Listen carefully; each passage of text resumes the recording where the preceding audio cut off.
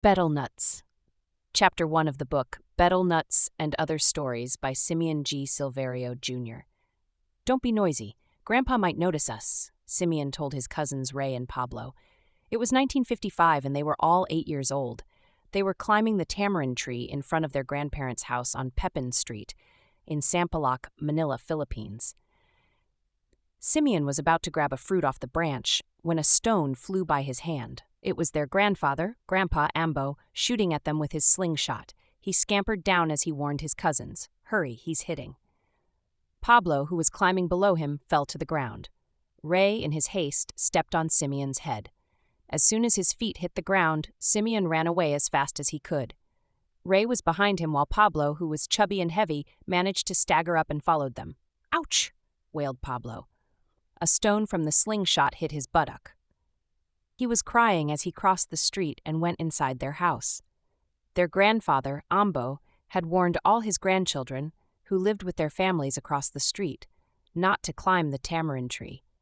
But the kids were like Adam and Eve, disobeying God's order and desiring the forbidden fruit. To boys like them, the transgression was an adventure. Pablo was still rubbing his buttocks as the three of them ate the tamarind from their pockets. They were not all sweet. Some were malasebo, or halfway ripe. Grandpa Ambo was a grumpy old man. He was born and raised in Masbulacan, while his wife, Grandma Abe, was from the nearby town of Plaridel.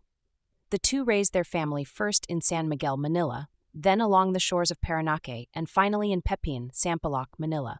The clan lived in a cluster of houses on one part of the street. Ambo was a driver at the Metropolitan Waterworks system in the 1940s until he retired. Since his children and their families lived just across the street, his house was like an extended household. It was common for his children to visit him and his grandchildren to stay and sometimes play in his house or front yard. Whenever they gathered in his house, they would help prepare the betel nut concoction he liked to chew. First, they removed the husk. Then they cut the meat into pieces with special scissors and placed it in a stone mortar with some lime paste. Then they pounded the concoction into pieces using a stone pestle. The grandfather would chew it, and when he spit it out, it covered his mouth with red dye. The mix is taken by old folks as a mild stimulant, similar to drinking coffee. In the jungles of New Guinea, it was reported on National Geographic TV that sometimes it had the same effect of drugs in making people feel high. Pablo, Ambo's grandchild, who was named after him, however, was still bitter because of the tamarind tree incident when he came to his grandfather's house. Mischievously, he volunteered to prepare the betel nut concoction.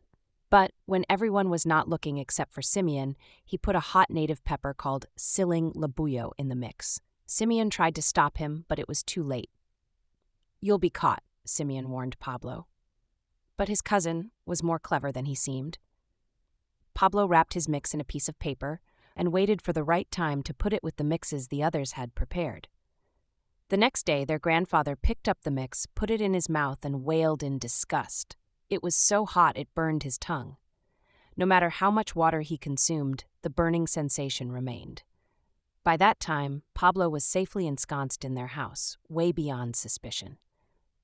Their grandfather had many suspects. He had shot not only one but many of his grandchildren as they tried to climb the tamarind tree. He could not figure out who the culprit was. Pablo got away scot-free. He was smirking, boasting to Simeon at every opportunity. However, Pablo's elder brother, Ernie, overheard them talking about it. Ernie threatened his younger brother and told him he would report Pablo to their grandfather. But he never did. Their grandfather never found out who the culprit was. He passed away 2 years later in 1957.